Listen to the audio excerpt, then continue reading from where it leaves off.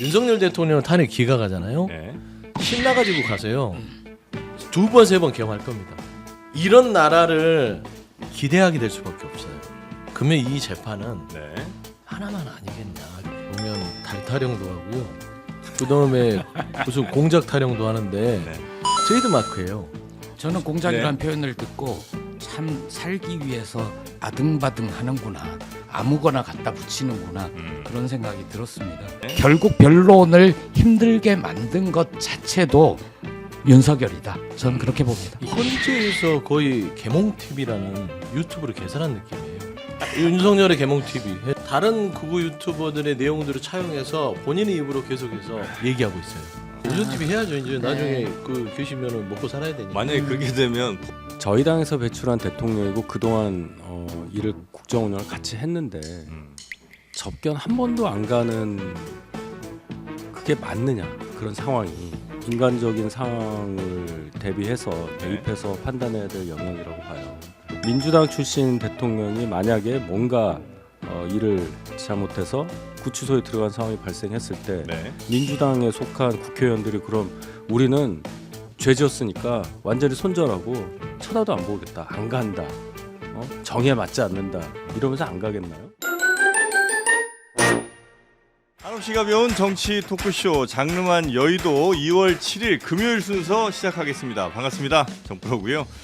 자, 오늘 눈이 좀 많이 왔습니다. 그래서 빙판길도 좀 곳곳에 많이 있고 그래서 굉장히 길도 미끄럽고 아마 지각하기가 쉬울 텐데 미리미리 출발하셔서 지각한 일 없으시기 바라겠습니다. 네.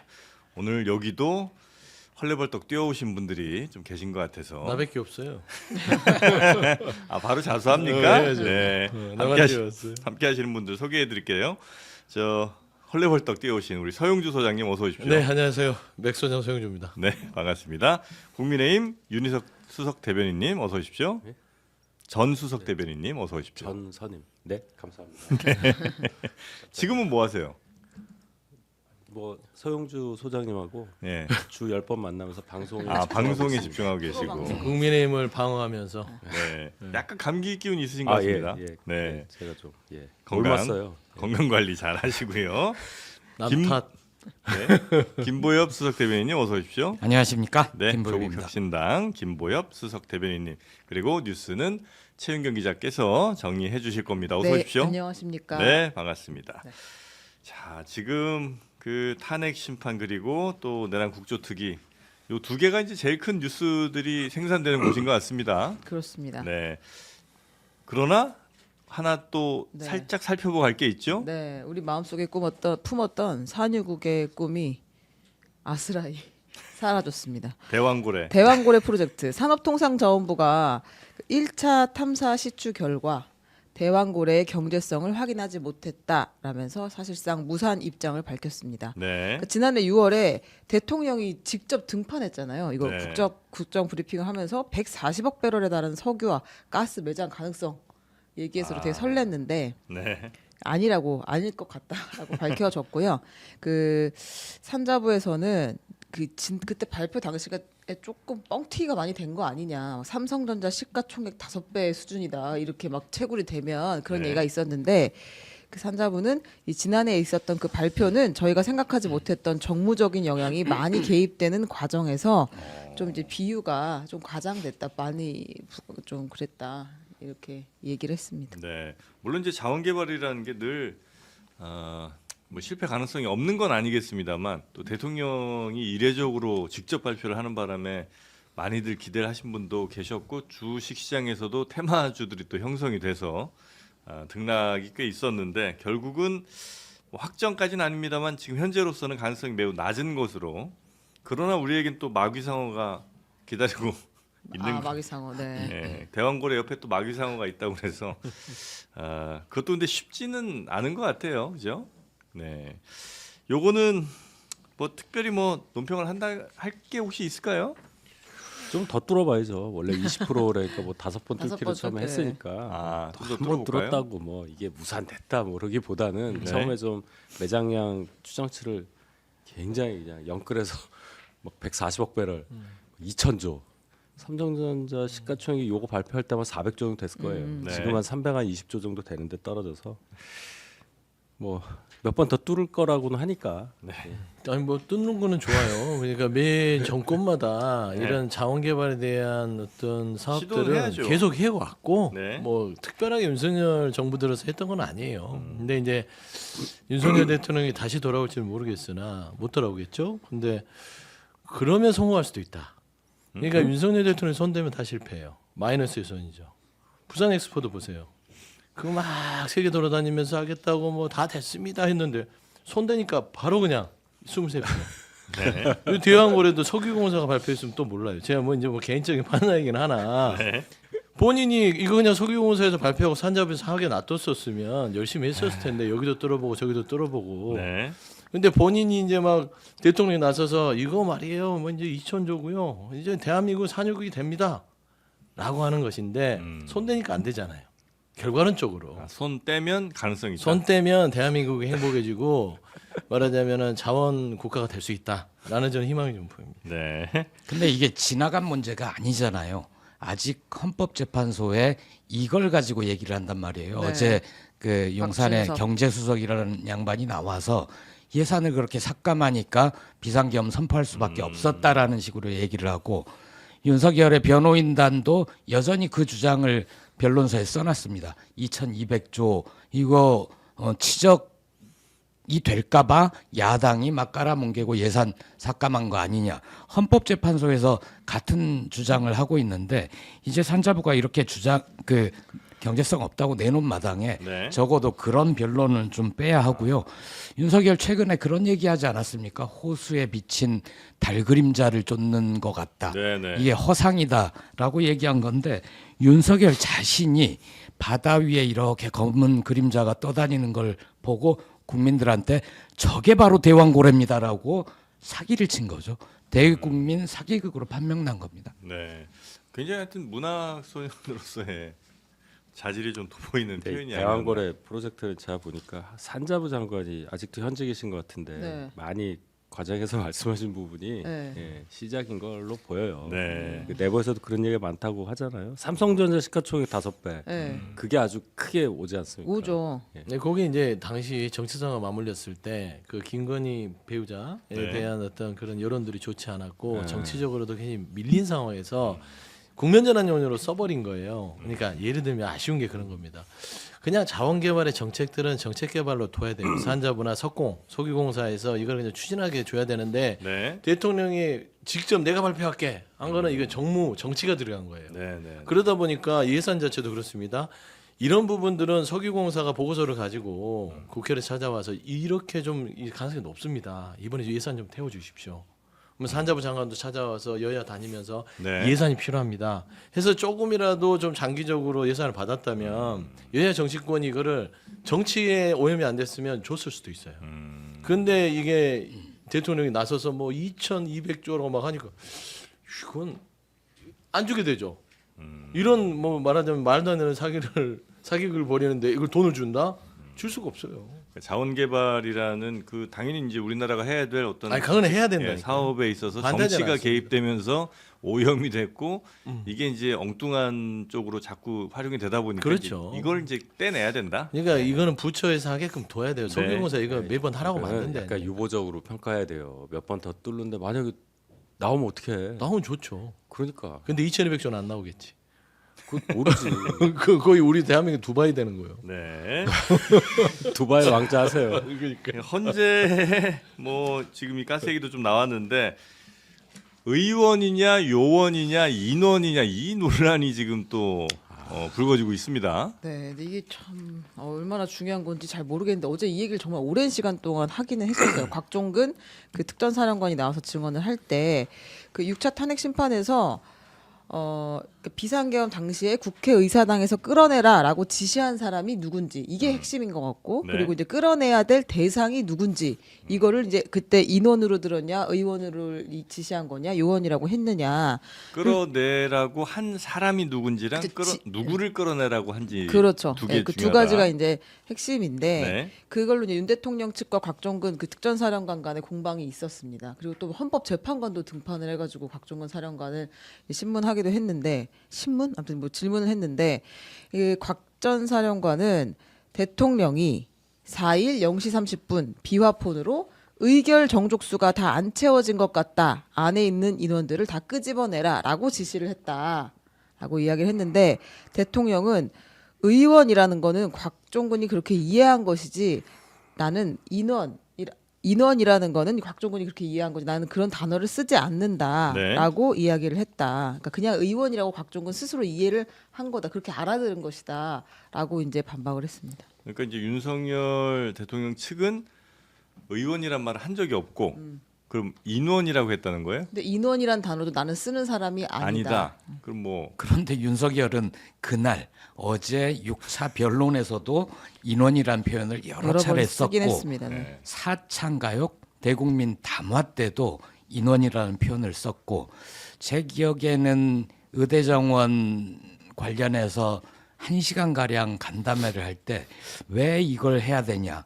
뭐 인원을 늘려야 된다. 인원이라는 표현을 그동안도 자주 썼습니다. 네. 그런데 어제 나와서는 저는 인원이란 말을 한 번도 써본 적이 없습니다. 그냥 바로 거짓말 들통날 얘기들을 하는 거죠. 이렇게 얘기했어요. 저는 사람이라는 표현을 놔두고 인원이라는 말을 써본 적이 없다. 저나 장관이 만약에 의원들을 끄집어내라는 취지로 이야기를 했다면 즉각 이건 현재 상황이 이렇기 때문에 우리 병력으로 불가능하다고 얘기하는 게 상식이다. 그러니까 지시가 내려왔을 때 대통령의 지시가 있을 때 그럼 할 수가 없어요라고 이야기를 하는 것이 상식 아니냐라고 이제 윤석열 네. 대통령 측이 근데 이제 말했습니다. 우리가 대화라는 건 혹은 뭐 사람의 말과 말이라는 거는 늘 맥락이라는 게 있는 거잖아요. 그래서 국회 안에 있는 사람들 사람이라고 했건 혹은 뭐 인원이라고 했건 의원이라고 했건 끌어내라고 했다면 국회의원으로 이해할 수 있는 게 그 맥락적으로는 맞는 해석 아닌가 하는 생각이 들기는 하는데 이게 또 법적으로는 그 단어마다 굉장히 또 중요한 의미를 갖는가요, 이게? 어떻습니까? 딱 떨어져야 되니까 예. 아마도 이게 이제 이 대화는 일반적인 뭐 토론이나 그런 형태의 대화가 아니고 법정에서 다투는 거니까. 다투는 거니까 인원이라고 한 것이 국회의원으로 들려요라는 거 가지고는 부족하겠죠. 그러니까 확실하게 국회의원을 끌어내라고 했느냐? 네. 그렇게 이제 헌법재판관이 물어본 거 아니에요. 예. 그러니까 국회의원이란 단어는 내가 들은 적이 없다. 이러니까 안 했네 이렇게 이제 해석될 수 있는 거잖아요. 네. 법적으로. 네. 그러니까 이거는 법 전문가가 아닌 이상 또 헌법재판관이 아닌 이상 네. 이게 이렇다 저렇다 말할 계제는 아니라고 보고 국민적 상식에 따라서 이 보도 내용은 다 국민 여러분들 각자가 판단하시면 되리라고 보고 결과를 봐야 되겠죠. 근데 국민적인 상식 얘기하시니까 우리 윤석 대변인도 그 상식에서는 벗어났다고 생각하시는 것 같아요. 그래도 국어를 잘 하셨을 거 아닙니까? 네. 대변인 오래 하셨고. 저요? 그러니까 맥락이라는 거를 매우 중요하게 여기는데 네. 인원이든 요원이든 의원이든 그 앞에가 의결 종족수가 다 채워지지 않은 것 같으니 인원들을 빼라라고 했어요. 네. 예를 들면 아니면 요원들을 빼라고 했어요. 네. 그러면 의원 종족수 그러니까 이거를 의결을 할 수 있는 종족은 대한민국에 누가 있어요? 국회에는 배지밖에 없어요. 네. 그러면 뭐 군 계엄사를 의결하라고 보낸 것도 아니잖아요. 예. 요원이 아닌 거예요. 그럼 인원이라는 부분도 거기에서 국회의원 빼고는 뭐 국회 사무처 보좌진도 의결할 수 없어요. 그럼 국회의원이죠. 그러니까 인원이든 요원이든 의원이든 아무 의미가 없는데 지금 말꼬리 잡고 중요한 거는 곽종근 사령관에 대한 진술의 신빙성을 흔들고 싶다는 거죠. 저 사람이 얘기하는 것은 저렇게 오락가락하고 잘 모르니까 저 사람이 끌어내라고 하고 체포했다 하고 하는 건 다 이 메신저 자체가 오염돼서 안 돼. 그러면서 탄핵 공작이라고 얘기하잖아요. 네. 민주당과 뭐가 이런 서로 간에 거래가 있어서 이런 일을 벌이고 있다 진술을 한다 이 얘기를 하고 싶은 것이지. 예. 예를 들면 본인들도 맥락은 알 거예요. 배울 만큼 배운 사람들인데. 그러니까 이게 예를 들어 병원에 있는 사람 다 끌어내 그러면 의료진 아니면 환자겠고 편의점 안에 있는 사람 다 끌어내 아니면 손님 아니면 알바생이겠지. 마찬가지죠. 그렇지 않나 하는 생각이 그냥 얼핏 들긴 하는데 여튼 여긴 법정이니까 그걸 명확히 할 필요가 있다는 게 아마 우리 저 전수석 대변인님의 말씀이신 것 같고요. 아 선임 근데- 대변인이요? 자꾸 그렇게 헷갈리게 하시면. 아 선임 대변인. 수석보다 네. 높아요. 죄송합니다. 언제부터 우리가 이렇게 전 국민 듣기 평가 같은 걸 해야 되나? 올 정부부터 그러니까 윤석열 바이든 정부부터. 날리면 시절부터 계속 이런 식으로 의원이다, 요원이다, 인원이다 이런 얘기 선임이다, 수석이다. 하잖아요. 만약에 저는 그런 생각을 해봤어요. 네. 그 전화를 하던 당시 요새는 녹음되는 전화기가 많으니까 만약 윤석열의 녹음이 돼 있는 게 나중에 나왔어요. 그 상상이에요. 이건 의결 정적수가 안 됐으니까 저 안에 있는 것들 다 끌어내. 저는 윤석열의 성정상 충분히 의원, 인원 이런 말이 아니라 저 안에 있는 것들 끌어내. 이러지 않았을까 상상해봤습니다. 아 상상만 해보셨어요. 네. 그러니까 충분히 그럴 수도 있는데 중요한 건 하여튼 뭐라고 지칭했든 안에 있는 의결 정족수 관련된 국회의원들 끌어내라는 것으로 보는 것이 맞다. 재판관들 그래 봤을 거예요. 네. 자 그리고 또 이 탄핵 심판 내에서도 다른 뭐 이 대목이 하나 증언들도 있어요. 있었죠. 아니 그러니까 윤석열 대통령이 한 네. 이야기가 또 이제 장광설을 했는데 그 말미에 제가 그저께 상황과 오늘 상황을 보니까 12월 6일 홍장원의 공작과 곽종근 특전사령관의 김병주 TV 유튜브 출연으로부터 이 내란 프레임과 탄핵 공작이 시작된 걸로 보인다. 이렇게 탄핵 이야기- 공작이란 네, 말을 네. 이제 쓰더라고요. 그 제가 봐서는 이게 어제 보면 달 타령도 하고요. 그 다음에 무슨 공작 타령도 하는데 네. 트레이드 마크예요. 분리할 때마다 막다른 골목에 이르면 명태균 씨 나왔을 때도 정치 공작. 네. 그 다음에 본인의 배우자 김건희 씨가 명품백의 영상이 최종 몫을 했을 때도 정치 공작. 네. 그 다음에 이번에도 본인이 12월 3일과 4일에 저지른 일은 싹 잘라내고 12월 6일부터 홍장원 차장에 대한 진술과 곽종근 사령관의 말하자면은 사실 고백이 있다 보니까 이것도 탄핵 공작. 그냥 이렇게 가는 것인데 네. 이게 재판부에 얼마나 받아들일지 모르죠. 왜냐면은 이 내란 계엄이라는 것들이 소수의 인력 갖고 하는 게 아닙니다. 네. 아주 다수의 인력이죠. 이 많게는 1,000명 현장 인력까지 하면 중간에 간부까지 하면은 한 3, 40명은 대부분 어떤 이 지휘 계통 내에서 들었거나 확인했거나 하는 것들이 굉장히 있습니다. 곽정군의 입과 홍장훈의 입을 막은다고 해서 네. 이 자체가 덮어질 수 있는 사안이 아니잖아요. 왜냐하면 현상 자체가 12월 3일부터 4일까지 이루어졌기 때문에.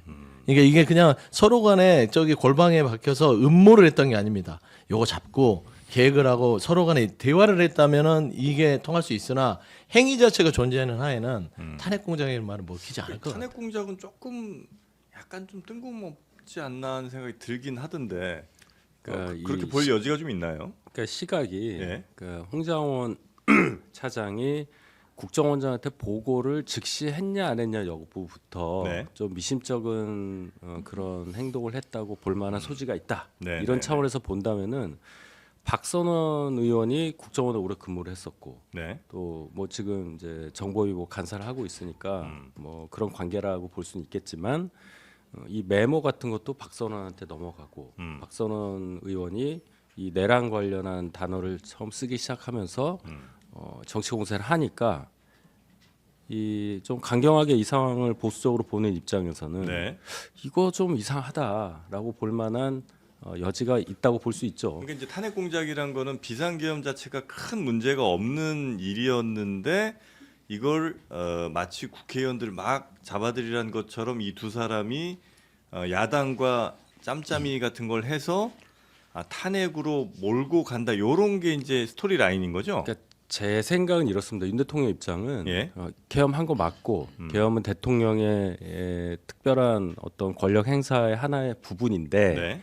국회에 들어가서 의원들을 끄집어내라거나 한 지시를 한 적은 없다. 그러니까 내가 그런 지시를 안 했는데 들어간 것에 대해서는 이건 밝혀져야 되지 않냐. 적어도 나는 그런 지시를 하지 않았다. 이런 입장인 거고. 네. 그렇죠. 그다음에 이제 홍장원 차장한테 얘기한 것도 대공수사권을 줄 테니까 잘해. 다 잡아들여. 이 말이 국정원은 뭐 체포하고 누구 구금하고 하는 기능이 없는데 네. 내가 국회의원들 잡아들이라고 한 거겠느냐. 아마도 제 생각에는 대공수사권을 말씀하신 걸로 봐서는 계엄 관련해서 계엄이 이제 유지되면 뭐 반국가 세력 얘기하고 여러 가지 그런 부분에 대한 것도 이렇게 징치를 하겠다고 말씀하신 거 아니에요? 그러면 간첩에 해당하는 사람의 범위가 좀 넓어지면서 네. 그 부분에 대해서 국정원이 좀 잘해라. 이렇게 나는 얘기했다. 이런 주장으로 보여요. 그러니까 홍장원 이 차장은 네. 내가 국정원 차장인데 왜 나보고 체포라라고 하지라고 오해했을 수는 있으나 윤 대통령은 대공수사건을 언급한 걸로 봐서는 그거하고 좀 다른 상황으로 얘기를 한 거다. 이렇게 지금 헌재에서 왔다 갔다 하고 있는 느낌이에요. 윤 대통령 측의 입장은 이제 그런데 네. 혹시 우리 대변인님의 판단은 어떻습니까? 어떤 것에 그 대한 이 탄핵 공작에 대한 공작이요? 탄핵 공작 주장에 대한 저는 윤 대통령의 비상계엄령 발동과 네. 그 과정에 있어서 잘못된 부분이 많다고 봐요. 네. 가장 중요한 거는 포고령에 정치 활동을 금지한다는 것은 네. 헌법 규정하고 정면으로 네네네. 충돌이 되니까 그거 하나만으로도 네. 윤 대통령의 그 권력 행사가 네. 위헌적이고 위법적이다는 판단을 벗어나기 어렵다고 봅니다. 그 외 사항에 대해서는 뭐 네. 메모가 어떻게 됐고 지시가 어떻게 됐고 하는 거는 부차적인 것이라고 봐요. 네. 알겠습니다. 저는 공작이라는 표현을 듣고 참 살기 위해서 아등바등 하는구나, 아무거나 갖다 붙이는구나 그런 생각이 들었습니다.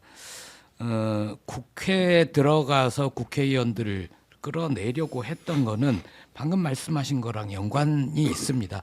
비상계엄을 선포를 했고 포고령의 첫 항으로 국회, 지방의회 등 모든 정치활동을 금한다라고 돼 있잖아요. 그런데 저자들이 모여서 회의를 해? 비상계엄 이거를 해제하려고 회의를 하고 결의를 하게 두면 안 되지. 그거 자체가 포고령 위반 아닌가? 다 끌어내, 다 잡아내. 이렇게 맥락으로 되는 거잖아요. 그리고 결국 전국민 듣기 평가를 자꾸 하게 만드는 이유 중에 하나는 네. 내란숙의 윤석열의 변호인단이 아주 곤혹스럽기 때문일 겁니다. 왜냐하면 보통의 대통령 그리고 수계급 되는 자가 이렇게 직접 전화 안 하거든요. 김용현 혹은 어디 포스트 정도만 딱 해서 명령을 내렸으면 지금 변론하기가 되게 편할 겁니다. 그런데 윤석열은 자기가 온갖 친히. 군데 수방사령관, 특전사령관, 그 국정원 차장 직접 다 전화를 해놨기 때문에 이거를 다 뒤집으려면 니네가 말을 잘못 들은 거잖아. 나는 인원이라고 한 적이 없는데 왜 그렇게 들었어? 이런 식의 사소한 말도 안 되는 걸로 자꾸 엉뚱하게 헌재 재판을 끌어가는 쪽으로 변론을 할 수밖에 없는 거다. 변론하기 너무 힘든 상황이라 이런 걸로 문제를 삼을 수밖에 없다. 그렇죠. 그러니까 네. 결국 변론을 힘들게 만든 것 자체도 윤석열이다. 저는 그렇게 봅니다. 이게 저는 무슨 생각을 했냐면 계속해서 윤석열 대통령 측의 지금 변론들은요. 네. 3차부터 지금까지 그 기반을 극우 유튜브를 기반을 하고 있습니다. 모든 것들이요. 의원 요원 개몽령. 네. 그다음에 이제 김병주 의원에 대한 어떤 그 곽종근 사령관과의 어떤 모종의 미략설. 홍장원 1차장의 여러 가지 뭐 예를 들면은 뭐 국정원 내에서 무슨 본인의 어떤 과실이 있다. 이게 유튜브에 막 널리 퍼져 있어요. 극우 유튜브에. 네네네. 요거를 종합해서 탄핵 공작이라고 종합해서 얘기를 하는 건데 이게 윤석열 대통령이 이 말하자면 망상의 이 스케일이 굉장히 큰 게 뭐 이거 비상계엄을 이렇게 일으킬 정도면 네. 당연히 그럴 건데 헌재에서 거의 개몽 TV라는 유튜브를 개설한 느낌이에요. 개몽 TV. 그냥 뭐 윤석열의 개몽 TV 해서 그냥 여기에서부터 이제 내가 이제 이 대통령이 상실되면 유튜브를 내가 이제 런칭을 해야겠구나. 네. 그래서 거의 다른 극우 유튜버들의 내용들을 차용해서 본인의 입으로 계속해서 얘기하고 있어요. 그러니까 뭐 새로운 건 아닌데. TV. 윤석열 TV를 말씀하시는 거죠 그렇죠. 지금? 이제 윤석 TV 해야죠. 이제 네. 나중에 그 계시면은 먹고 살아야 되니까. 만약에 그렇게 되면 보수 유튜버랑 또 싸울 걸요 아마. 그럴 수 있죠. 치열하게. 지분 다- 근데 이제 중요한 거는 슈퍼챗. 이게 새로운 합리적인 어떤 논리에 있어서 주장이 아니라 네. 그 유튜브 사이에 돌아다니는 내용을 짜깁기를 해서 이렇게 얘기를 하면 재판관들이 그걸 모를 것 같아요. 참 안타깝습니다. 네. 그리고 그 이 탄핵 공장에 있어서 국민의힘이 탄핵을 찬성해서 했다고요? 아니에요. 한동훈 전 대표가 이 탄핵 이 비상계엄은 위헌입니다. 국민과 함께 막아서겠습니다. 그리고 대통령의 12.12 담화문을 보고 이거는 내란의 고백이다. 자백이다. 얘기해서 의총에서 난리가 났어요. 네. 그러면서 당내에서 탄핵 찬성파들이 합리적인 결정을 해줌으로써 나라의 질서를 잡을 수 있었던 거지 겨우. 이 두 사람의 홍장원과 각종군의 이 어떤 뭐 탄핵 공작이라는 근거를 해서 국민의힘의 의원들이 흔들렸다고 보기에는 논리가 안 맞잖아요. 차라리 한동훈 전 대표의 정치적 행위가 더 근간을 이룬다는 게 논리적이지 않습니까?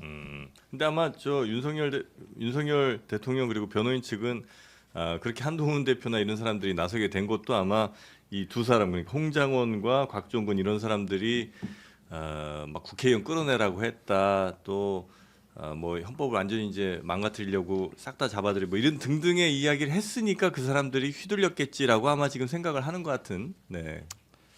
맞죠? 하시죠. 뭐 아니, 진심인지 아닌지도 우리도 모르는데. 네. 일단 그 국회에서 벌어진 상황이 네. 윤 대통령이 지시를 뭐 안 했다라고 하더라도 벌어진 상황에 대해서 국민들이 보신 게 많기 때문에 제가 제일 황당하게 들었던 거는 그 유리창 깨고 들어간 거가 시민과의 충돌을 막기 위한 거냐라는 윤 대통령 쪽 변호인 그 질문에 그 특임단장이 그렇다. 그건 제가 정말 이해를 못하겠어요. 충돌을 막기 위해 유리창을 깨는 그 그게 선택. 맞죠? 이랬잖아요. 그때 맞습니다. 근데 특임 비상식적이라면 어떻게 얘기하실 것 같아요? 네? 비상식적이라면 뭐가요? 비상식적이라면 유리창 깨고 들어가는 게 네. 시민의 충돌을 피하기 위해서 한 것이라고 주장을 하시는 분들이 더러 있잖아요. 지금 그 얘기를 하는 거잖아요. 저 그 김원태 그걸 이해를 못 하겠다. 이해를 못 네, 비상식적이다. 제가 이해력이 그러니까 떨어져요. 이런 상식적인 분들이 국민의힘에 지금 많이 없어요. 그럴 수는 있죠. 막 충돌하려고 한 사이에 갑자기 유리창 깨지는 빡 소리가 딱 깬 다음에 들리면 주먹도를 잠깐 높여. 멈추잖아요. 죄송합니다. 그만합니다. 아니, 시민들 넘어가요. 거기 충돌을- 시민이 없었어. 아니 시민을 피하려면 안으로 들어가지 말고 밖으로 나가야지. 알았어요. 네. 네. 저도 별은 한번 해보고 싶어서 네, 그랬어요. 네. 깬 사람이 시민이면 말이 되잖아. 그렇죠. 시민 말이. 네. 자 그리고 네. 다음 그 부분 뉴스 저도 저 해석이 안 된다. 특임단장이 좀 이상 태도가 많이 바뀌긴 했죠. 그러니까 그때 그분이 기자회견 많은 영상 자료를 남겼잖아요. 네. 네. 저는 그런 명령을 받았고 우리는 국회의원을 끌어내라는 지시를 받아서 뭐 했고 김용현한테 이용당했고 울면서 얘기했지 네. 않습니까? 전쟁기념관 앞에서 네. 그 12월 9일이잖아요. 네. 본인이 자초한 거예요, 그것도. 근데 그 이렇게 비교하는 딱 바식 자른 그 화면이 있더라고요. 어제 아. 뉴스에 보니까 아. 12월 9일은 이렇게 얘기했는데 오늘은 그런 일 없습니다. 이렇게 얘기하는 게 어떻게 하려고 근데 그러는지 누가 이제 모르겠어요. 회유를 했다고 그런 거 의심해 볼 수밖에 없는데. 회유라기보다 네. 본인 그분은 아직 기소가 안 된 걸로 알고 있는데 네. 살 길을 찾았다. 밖에서 얘기하는 거 하고 네. 법정 이건 물론 법정은 아니고 이제 심판정인데 거기서 얘기하는 거의 무게와 법적인 또 효력이 달라지니까 조심 하다 보니 그렇게 된 걸로 보입니다. 아니, 그분 스스로 좀 얘기를 한 게 있었는데 나중에 알고 보니 국회에 간 것까지는 별 문제가 안 되고 문제는 국회 안에 들어가고 의원들을 끄집어내거나 국회의원들의 의정 활동을 막았다. 이거는 중대범죄라는 걸 나중에 알았다는 거예요. 그래서 그때 기자회견 당시에는 그런 걸 몰라서 있는 그대로 술술 얘기를 했고 지금은 자신이 중범죄로 기소당할 얘기는 안 하는 거죠. 국회 간 것까지 인정. 근데 의원들 빼내고 그런 건 불인정. 이렇게 그 재판 전략인 것 같습니다. 변호사 조력을 받았다고 보는 게 가장 네, 합리적일 네, 것 네. 같아요. 그러니까 그 12월 9일은 변호사 조력 없이 그냥 순수한 특임단장인 대령 김현태로서 나서서 정말 진솔한 어떤 자기회복을 했다면 네. 어제의 김현태는 변호사 조력을 매우 듬뿍 받고 나서 듬뿍. 적당히 빠져나갈 부분은 빠져나가고 내가 인정할 부분은 이만큼 인정하자. 그 상태에서의 어떤 진술이지 않았을까 봅니다. 근데 이제 여러 명이 지금 이제 아마 형들 나중에 받게 될 텐데 네. 형 합치면 진짜 어마어마하게 나오겠어요. 그죠? 왜냐면 이게 작은 뭐 1년 6개월 이런 거 없잖아요. 그렇죠. 다 그냥 맞으면 뭐 10년, 15년 뭐 이렇게 맞을 거 아니에요. 그러니까 이하가 없어요. 그러니까 그렇죠. 뭐 3년 이상, 5년 이상, 10년 네. 이상이지 뭐 5년 이하, 10년 이하가 없습니다. 나중에 한번 형 나오는 거 한번 네, 보겠습니다. 그래서 곽종근 사령관이 본인이 이거 지시를 받는 동안 김용현 장관이랑은 10차례 이상 계속해서 전화를 왔다 갔다 했다고 하고 김현태 특임 단장하고도 왔다 갔다 전화를 계속했다고 했고 그 중간에 윤석열 대통령이 2번 전화가 본인에게 왔다라고 했는데 이 사실 모든 통화 과정을 스피커폰으로 거기 밑에 지휘받는 사람들이 다 들었다는 거 아니에요. 그러니까 이게 이제 비화폰이라서 녹음이 안 되기 때문에 좀 편안하게 얘기를 했을 수는 있는데 그게 결과적으로는 모두가 듣고 있어서 그 증언들을 조합해 보면 그날의 지시의 진실이 거의 다 밝혀지지 않겠나 네. 이런 상황이죠 지금. 네. 자, 그리고 또 국조도 한번 가볼까요? 네.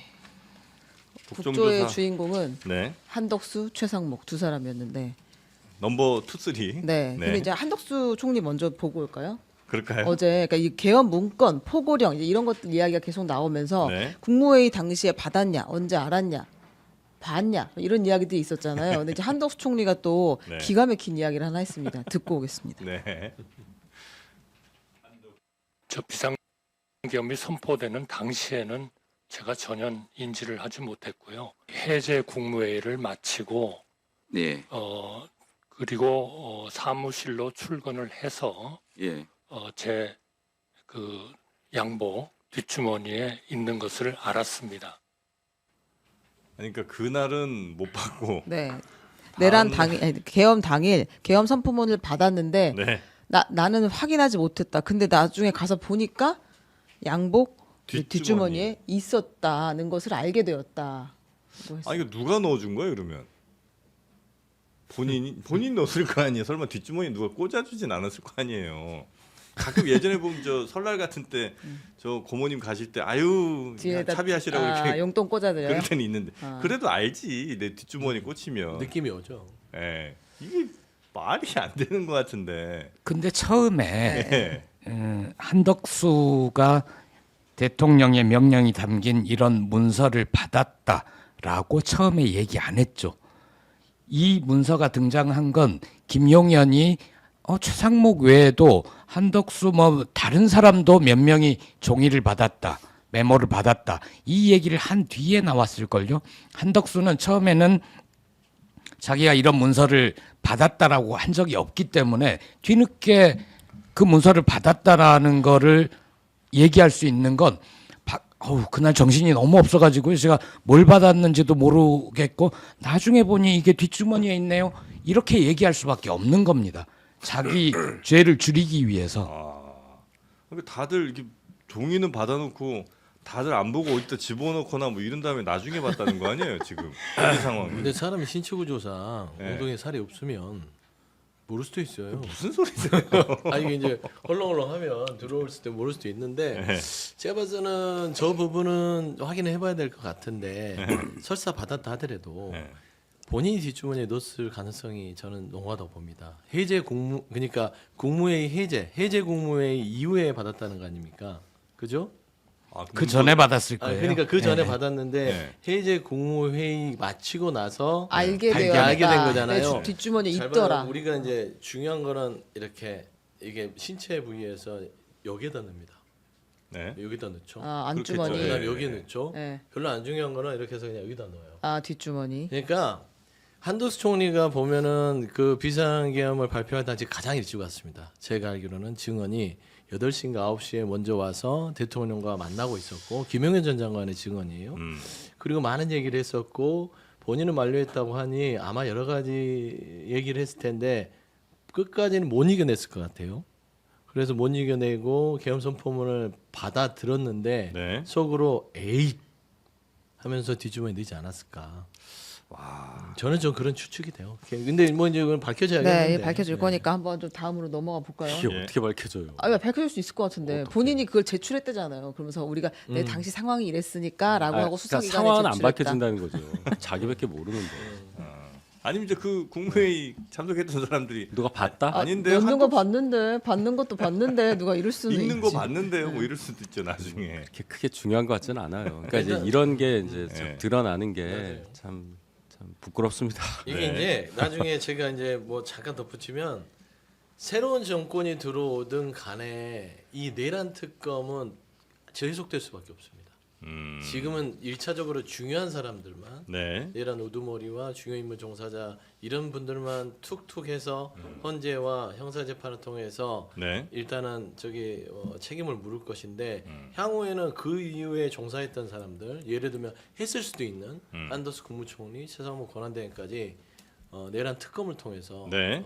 낱낱하게 다 밝혀야 되지 않을까. 최상목 저 대행은 결국 하여튼 안 보고 그냥 접어서 넣었다는 거를 계속해서 주장하고 있죠. 네, 근데 이제 대통령이 있는 자리에서 받았다는 거는 어디 정확하게 인정을 했어요. 그동안 뭐 옆에 통해서 줬는지 대통령은 없었는지 막 이제 헷갈리게 말을 했는데 네. 어제 이제 추미애 의원이 물어봤어요. 윤석열 대통령이 상모가 부르면서 이거 참고해라고 줬습니까?라고 물어봤더니 이제 기획재정부 장관 이렇게 부르셨고 그 자리에서 옆에 누군가가 저에게 참고 자료라고 전달을 해 주었습니다. 그러니까 대통령이 장관을 부른 건 맞고. 네. 그러면서 참고하라고 옆 사람을 통해 주었다. 이 스토리는 드디어 완결이 되었어요. 근데 이렇게. 이제 접은 상태로 줬다는 거죠. 아, 주장은 접은 상태로 줬다는 건데요. 네. 어떻게 접은 거야 도대체? 그러니까 어제 얘기가 나왔거든요. 아, 가로야 세로야. 그래서 폈어 안 폈어 얘기가 나왔는데 이건 잠깐 보고 오겠습니다. 네. 그 문건 어떻게 접어서 호주머니에 넣으셨습니까? 접은 상태에서 받았습니다.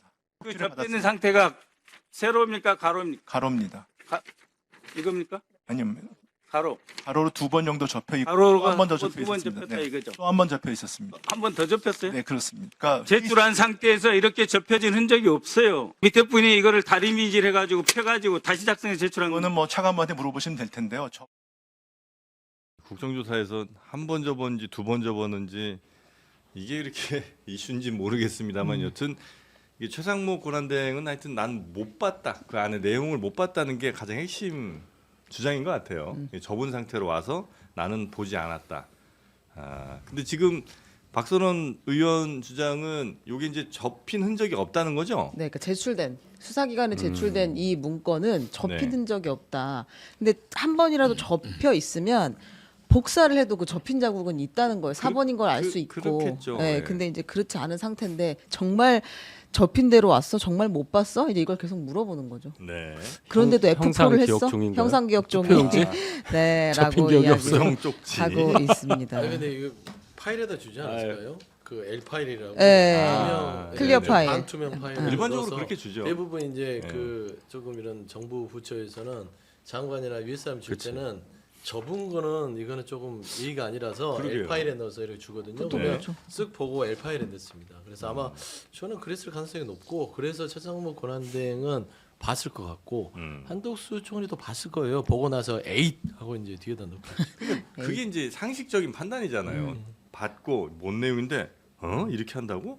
와, 씨, 이러면서 이제 큰일 났네. 뭐 이러면서 넣었을 그렇죠. 수는 있겠죠. 그렇죠. 근데 아예 안 보고 넣었다는 거 혹은 뭐 접은 상태로 줘서 그걸 그대로 넣었다는 거는 와, 이 상식적으로는 참 이해하기는 대통령이 주는데 그걸 안 보는 거는 말이 됩니까? 어제 대통령 측도 지금 각종근 사령관한테 막 난리던데 대통령이 시키면 말이에요. 그렇게 해도 됩니까? 군인 정신이 이쪽 센 단어가 나왔죠. 씹어도 되냐고요. 아, 그 단어는 불편하다 뭐 한마디로 총리하고 부총리가 씹었네요. 네. 근데 이걸 볼 때 최상목 장관 같은 경우에는 처음부터 얘기를 했잖아요. 거기에 얼핏 그냥 읽었는데 뭐 예산 관련 이런 내용들이 있었던 것 같다라고 얘기를 하면서 제일 중요하지 않은 부분을 얘기를 했고 거기에 있었던 내용이 국회 예산 다 끊어라. 비상 입법기구 설치에 관한 내용이 있잖아요. 그리고 최상목 부총리는 그 뒤에 행위를 옮겼습니다. 이른바 F4 회의라고 우리나라 금융재정 관련된 장관급 인사들 회의를 했었고요. 기획재정부로 돌아가서는 주요 간부들을 모아서 무슨 회의를 했죠. 이 회의들이 윤석열이 준 문서에 적힌 내용, 계엄 관련된 행동 지침 혹은 명령 이것과 무관한 것이었을까? 이걸 따져봐야 되는 거죠. 네. 그러면 최상목은 문서의 내용을 완벽히 숙지를 하고 네. 실제 그걸 행동에 옮긴 게 되는 겁니다. 그러니까 이제 그 두 가능성이 좀 있을 것 같은데 그 회의를 막 긴급하게 열면서 야, 지금 대통령이 계엄했는데 큰일 났다. 우리나라 지금 경제라도 잘 자리를 잡아야 되는데 우리라도 좀 중심 잡고 잘 합시다.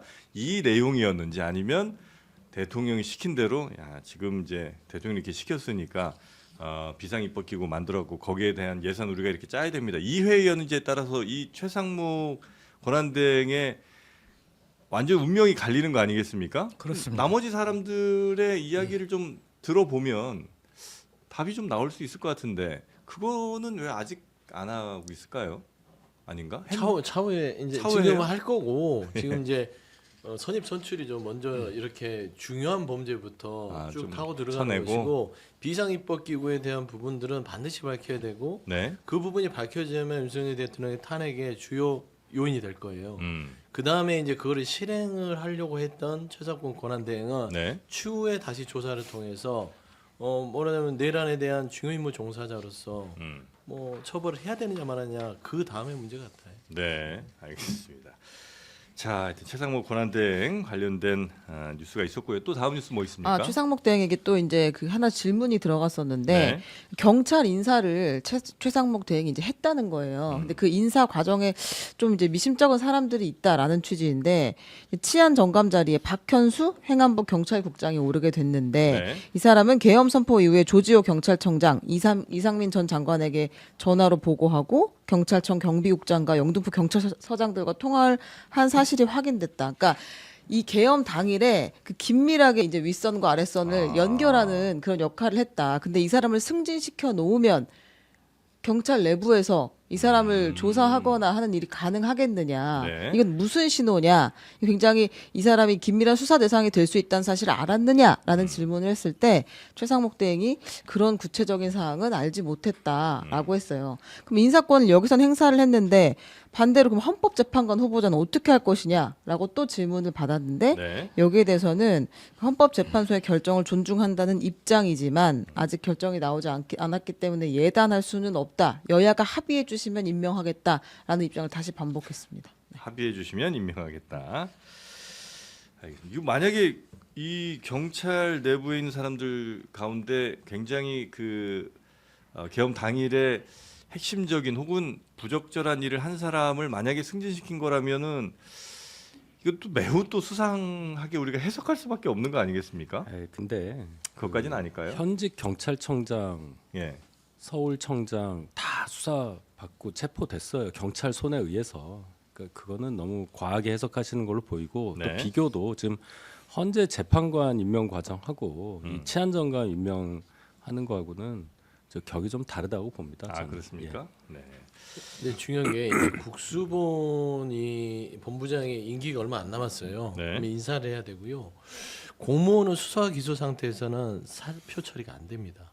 그래서 지금 조지호 경찰청장과 서울청장의 직 치안정감과 치안감의 자리는 아직 있어요. 네. 그러니까 TO가 아직 확보가 안 된 상황에서 인사를 냈다는 게 당연히 의심을 살만하죠.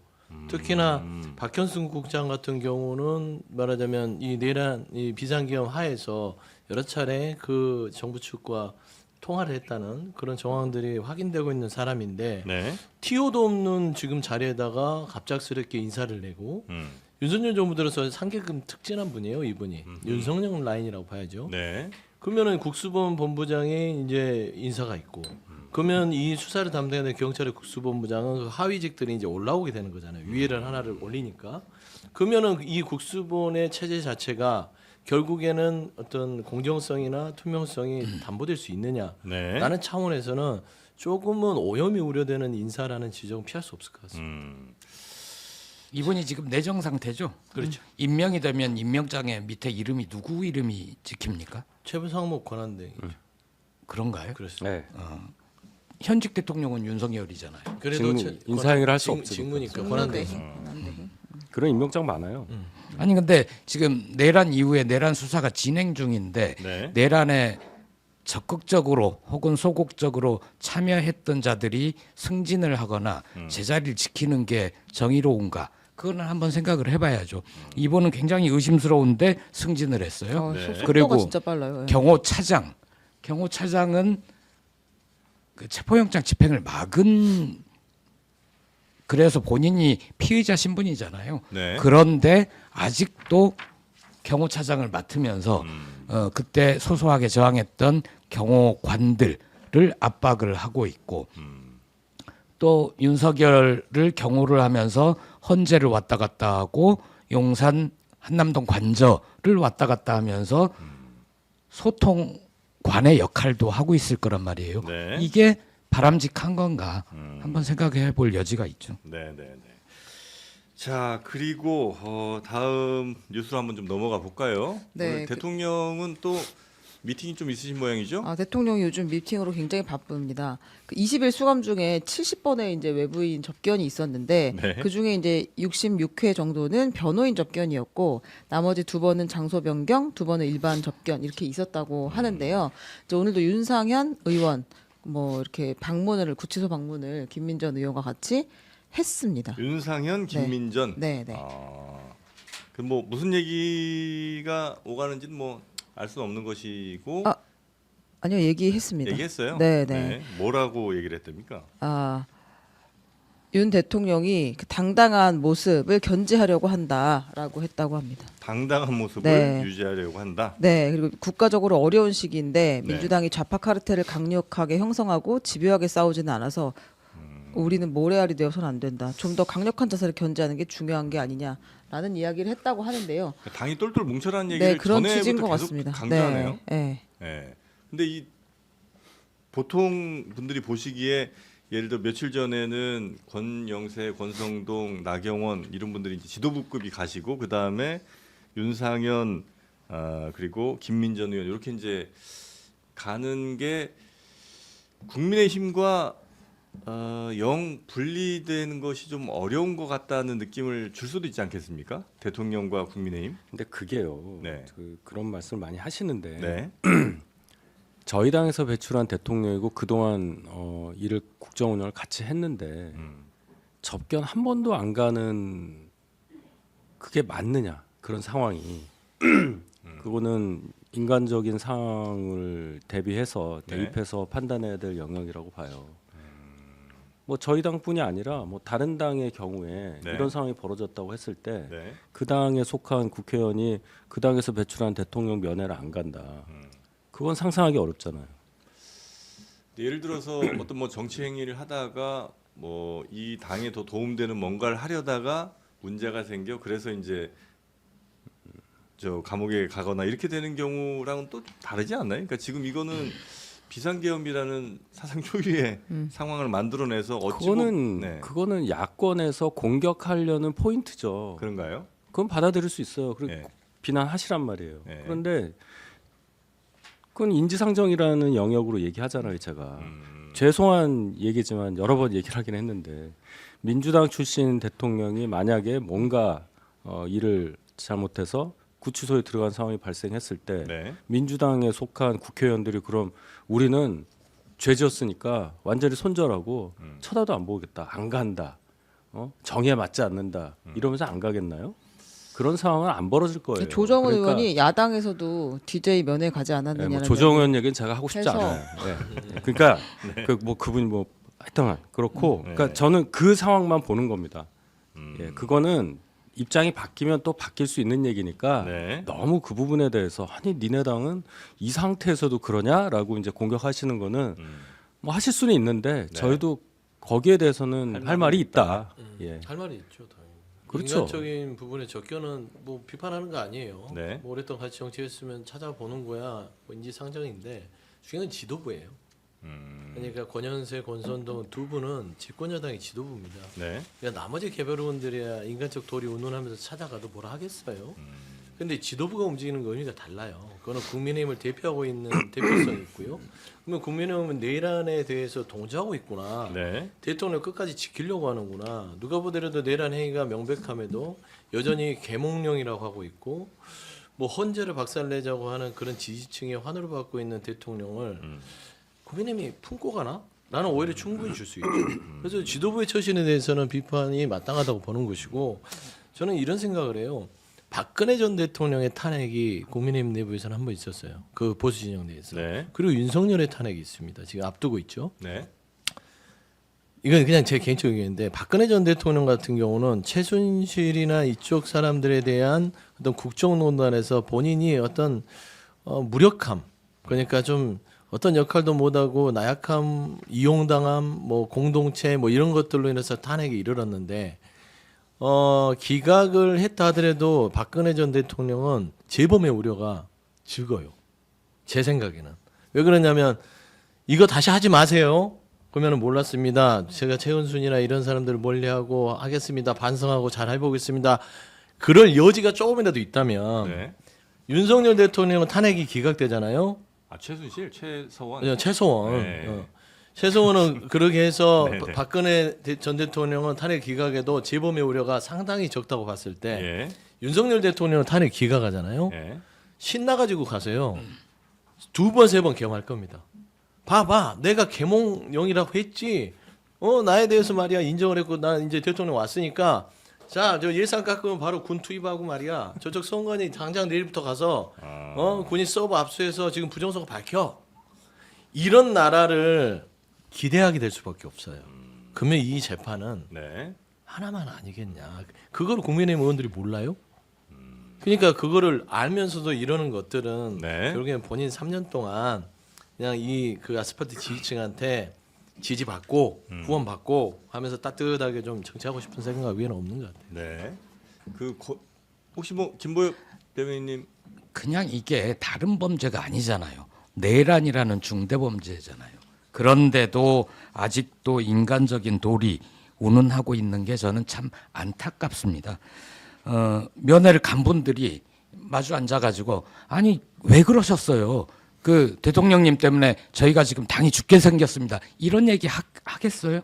안 하겠죠. 아유 건강하십니까? 저희가 지켜드리겠습니다. 그리고 당의 중진쯤이나 된 자가 그 안에서 한 얘기를 가지고 나와서 마치 윤석열의 대변인처럼 굴고 있으니 민주당의 박지원 의원이 그런 얘기하는 거 아닙니까?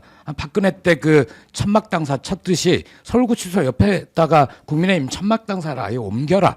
거기에서 가면은 면회하기도 좋고 수시로 특별 접견도 하고 그런 모욕을 당하는 거 아닙니까? 그게 안타깝고 아직도 윤석열을 1호 당원이라고 생각하는가? 좀 거리를 두라고요. 물론 피의자고 법정에서 죄가 확정되지 않았다고 하더라도 전 국민이 지켜본 범죄 현장이 있잖아요. 증언과 증거로서 명확하잖아요. 시간 문제지. 대통령에서 파면될 거고 중형을 받게 될 거라고요. 그러면 지금이라도 인간적인 도리는 계속 하되 당과는 거리를 끊어야죠. 제명을 해야죠. 안타깝습니다, 진짜. 당에서 이제 보내고 그 다음에 뭐 개인적으로 찾아가는 그렇습니다. 것은 뭐 있을 수 있는 일이나. 그러니까 제가 뭐 이게 확정이 안 됐다. 네. 뭐가 판결이 나서 뭔가 규정이 돼 있지 않아서 안 한다. 뭐 이런 차원의 얘기는 아니고요. 네, 네. 지금 야권에서는 다 내란 우두머리 이러면서 내란자를 뭐 아호처럼 앞에 그냥 붙이잖아요. 그리고 뭐 무슨 윤 대통령 뒤에 호칭도 없고 뭐 이런 식으로 이렇게 능멸을 하시는데 뭐 이해는 갑니다. 심정이랑. 근데 그게 이 공론의 장에서 그런 것이 맞느냐는 얘기도 해봐야 돼요. 박지원 의원 같은 경우도 원내 최고령자인데 네. 그런 식으로 조롱 섞인 발언을 계속 하신단 말이에요. 뭐 김건희 여사 관련해서도 뭐 강아지는 자기가 키운다는 둥, 뭐 곧 윤석열 대통령이랑 옆에 있겠다는 둥. 글쎄요. 그분이 가진 정치적 무게에 어울리지 않는다고 생각합니다. 도움되지 않는다. 예, 이런 얘기 할 상황인가요 지금? 그런 거 아니잖아요. 자, 그리고 권영세 뭐 비대위원장 얘기가 잠깐 좀 나왔습니다만 그 부정선거 관련해서 또 얘기한 게 있네요. 네, 그러니까 사전 투표를 제고할 필요가 있다. 이제 이런 이야기를 했는데 부정선거의 핵심이 지금 사전 투표는 아닌 거죠? 그러니까 그 얘기는 이제 이렇게 보셔야 될 것 같습니다. 그러니까 부정선거라고 자꾸 의심하시는 분들의 네. 핵심적인 그 부분이 네. 사전 투표가 본 투표랑 기간이 많이 떨어져서 네. 그 사이에 사전 투표함에 뭔가 변고가 발생할 가능성이 있고 네. 그 동시에 하는 게 아니니까 네, 네. 또 사전 투표하는 사람과 본 투표하는 사람의 그 인원 수가 이 맞아야 되잖아요. 그런 단계를 왜 만드냐? 그러니까 그런 거에서부터 시작을 하니 한동훈 대표는 과거에 이 얘기를 했어요. 차라리 사전 투표를 없애는 대신에 네. 사전 투표의 기능, 순기능을 보완을 해서 투표 기간을 늘리자. 이틀이나 예, 사흘 본 투표 기간을 늘리자. 사전 투표의 그 순기능은 본투표 날 투표하지 못하는 분이 편리하게 뭐 직장이나 뭐 출장 갔을 때도 할 수 있도록 투표할 수 있도록 하는 거니 차라리 본투표 기간을 붙여서 늘리면 어느 정도 보완되지 않겠느냐라는 의견을 냈거든요. 그러니까 아마 그런 차원의 제안이지 사전투표 박근혜 대통령 때 처음 시작한 거예요. 제가 그거 관리하는 행정관이었어요. 그때 문제 없다고 해서 굉장히 네. 안도했던 기억이 나는데 네. 지금 어쨌든 제도의 운영 과정에서 국민적인 어떤 의구심이 커지니 뭔가라도 조치를 하지 않으면 이거 자꾸 커진다는 차원에서 말씀을 드리는 거예요. 그러니까 이제 정치가 합리와 논리가 사라지고 음모론에 동조하기 시작하면 정치가 사이비 종교가 됩니다. 대부분 사이비 종교는 논리와 이성이 없죠. 네. 그러니까 부정선거에 대한 음모론은 이미 보수층에서도 말씀하셨다시피 박근혜 정부에서부터 사전투표는 시작됐고 부정선거에 대해서는 뭐 개표기가 잘못됐다, 뭐 전산자료가 잘못됐다 그렇게 할 수가 없어요. 거의 수개표에 가까운 네. 네. 대한민국의 선거기 때문에 저는 권영세 비대위원장의 얘기는 사전투표를 건드렸다는 건 부정선거 음모론에 약간은 발을 걸쳐놓겠다라는 뜻은 부인할 수 없을 것 같아요. 그래서 저는 잘못하다가는 네. 정통보수 국민의힘이 네. 사이비 종교 말하자면 부정선거 계몽당이 될 수 있다. 그러니까 거기서 벗어나셔라. 그거 주장하는 당이 어디냐면 네. 정강훈 씨가 이끄는 아. 그쪽 당이에요. 그 제가 아니라고 말씀드렸잖아요. 아니 그러니까 아닌데 아니면 아닌 권영세 거예요. 위원장이 이렇게 사전 투표를 건들기 시작하면 그냥 제도적으로 논의를 해야지 사전 투표에 대해서 재고를 한다는 것은 재고는 없앨 수도 있다는 얘기잖아요. 아 그러니까 제가 그 대안을 얘기했잖아요. 그러니까 그 본투표 대안도- 길게 하면 사전투표 없어지지. 아니요, 그거는 그 대안이 될 수가 없는 게 네. 사전 투표에 대해서 문제 제기를 하는 분들은 사전 투표와 본 투표 사이의 기간 동안 사전 투표에 장난을 칠 수 있다. 이 문제 의식이거든요. 근데 본 투표 기간을 늘려서 2, 3일 하면 하루 하고 나서 그 투표함 어딘가에 보관을 해야 될 거 아닙니까? 그러니까 그 사이에 또 장난칠 수 있는 가능성이 있어요. 아 그 얘기는 사전투표. 예, 맞아 얘기 제가 예, 더 하면요. 예, 사전 투표를 왜 하게 됐냐면 민주주의 국가에서 유권자들에게 최대한 정치적 의사를 표할 수 있는 기회를 보장하기 위해서 주중에 일 때문에 못하는 사람이 있으면 안 되니까 이런 분들에겐 주말에나 다른 날짜에 투표를 할 수 있게 보장해 준다는 굉장히 좋은 제도이고 우리나라처럼 행정력이 갖춰지고 공공기관에 대한 신뢰성이 있는 나라에서나 가능한 겁니다. 그런데 이제 그걸 흔드는 거죠. 사전투표가 이런저런 문제가 있을 수 있으므로 재고한다라는 건 우리는 그런 시스템을 갖기에 부족한 나라야. 우리 공공기관 정부에 대해서는 그만한 신뢰가 국민들은 없어라고 네. 하는 얘기와 다를 바 없습니다. 그 신뢰가 무너졌기 때문에 네. 지금 이렇게 많은 분들이 그 의혹을 제기하죠. 그게 옳다 그르냐의 문제가 아니라 이미 나온 갈등은 현상이잖아요. 네. 이거를 뭔가 누그러뜨릴 수 있을 만한 조치는 있어야 하는데 자 이렇고 이래서 사전투표에 문제 없습니다라고 아무리 얘기를 해도 그 의견이 안 가라앉으니까 그럼 뭐라도 조치를 취하자는 차원에서 말씀을 드린 거니까 네. 이걸 또 정치적으로 아마 공격하시는 거는 본질에서 좀 벗어난 주장으로 보여요. 우리가 저희 당에서 주장하는 게 사전투표 우리는 그럴 능력도 없고 행정력이 이제 국민 신뢰를 안 받으니까 이거 빼고요. 그냥 옛날 대로 하시죠. 이런 뜻이 아니잖아요. 네. 그러니까 그 맥락을 좀 이해를 해주시고 그래서 대안으로 이 얘기를 한다. 그리고 본투표를 늘렸을 경우에 사전투표함이 예를 들어 관외 사전투표 같은 경우에는 자기 지역으로 우편으로 보내잖아요. 네. 이 과정은 없어지죠. 그러니까 간에 투표는 안 되는 거죠. 그러니까 그런 기간만 것에 대한 늘어나는 얘기가 거고. 있으니까 어느 정도 그 막 이상한 상상의 나라를 펴시는 분의 상상의 고리를 끊을 수 있는 여지는 있으니 네. 조금이라도 그런 쪽으로 얘기를 해보자는 뜻이다. 네. 그렇게 상당히 받아들여 우리가 주세요. 아싸하게 끊으려면 네? 당일 투표만 딱 하는 게 제일 그래서 좋을 것 같긴 그 한데. 날을 그렇게 하면 또 네. 이게 과거와 이게 똑같으니까 사전 투표는 투표율이었어요. 투표를 고민해서 오랫동안 여야가 머리를 맞대고 이거 합시다 해서 한 거고. 그러니까 지금 저는 그냥 본론적으로 따지면 국민의힘이 대한민국을 위해서는 부정선거 음모론을 신봉하는 윤석열 대통령에서 벗어나야 돼요. 대한민국을 위해서는 보수도 살아야 될 거 아닙니까? 네. 근데 민주당 입장에서는 계속해서 윤석열 대통령과 같이 부정선거 음모론에 빠져서 내란을 계몽령이라고 칭송하면서 계속 있었으면 좋겠어요.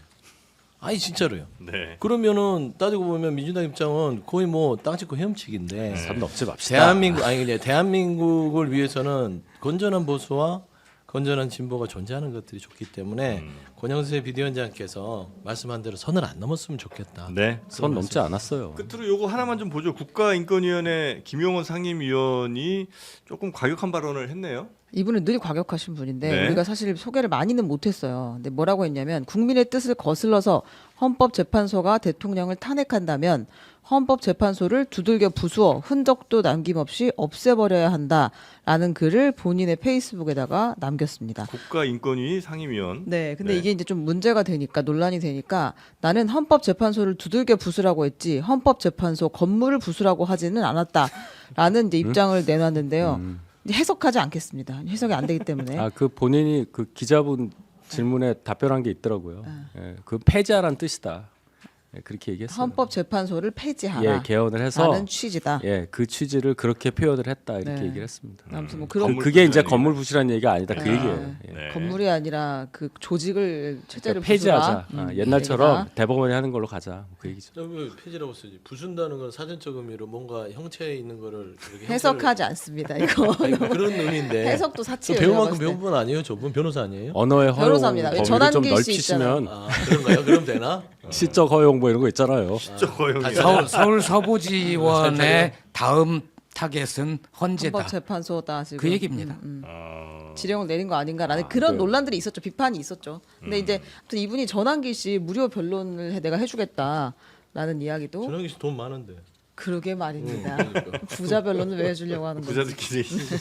무료변론까지. 아, 나누잖아요. 김용훈 현도 네. 그 서부지원 들어왔던 애국전사라고 아, 부르면서 거기에 영치금 나눠주고 넣어주고 그러잖아요.